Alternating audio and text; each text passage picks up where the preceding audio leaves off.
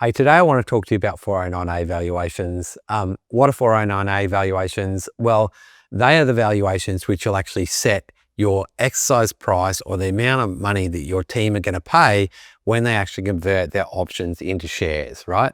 It's important for a taxation perspective. 409A actually refers to the part of the Tax Act in the US that refers to equity compensation. And effectively, the 409A valuation is used to set a fair market valuation for the options you're giving to your team members.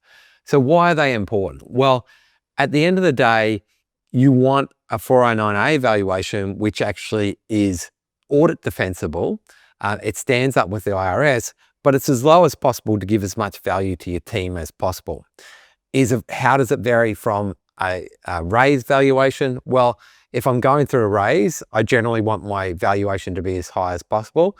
But with a 409A valuation, because it's valuing common stock and because it will take into account some different factors, at the end of the day, it's most likely to be lower than a raise valuation. And as I said, it's for a very different purpose to my raise valuation. In this case, we're referring to a valuation which is used to set the exercise price for my options.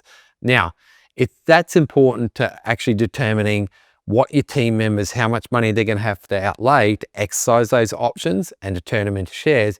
But it's also important from a taxation perspective. How do you go about it? Pretty much everybody who gets this valuation is going to use a third-party provider. We actually do them a cake and they're part of our process.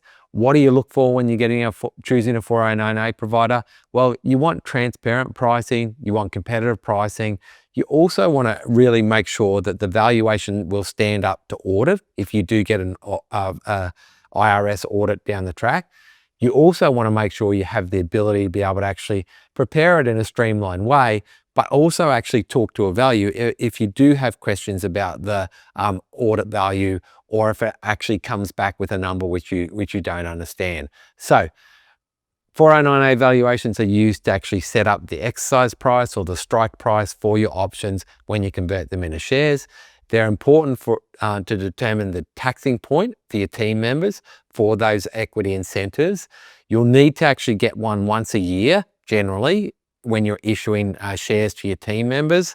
And then what to look for in a provider: make sure you get transparent, cost competitive pricing.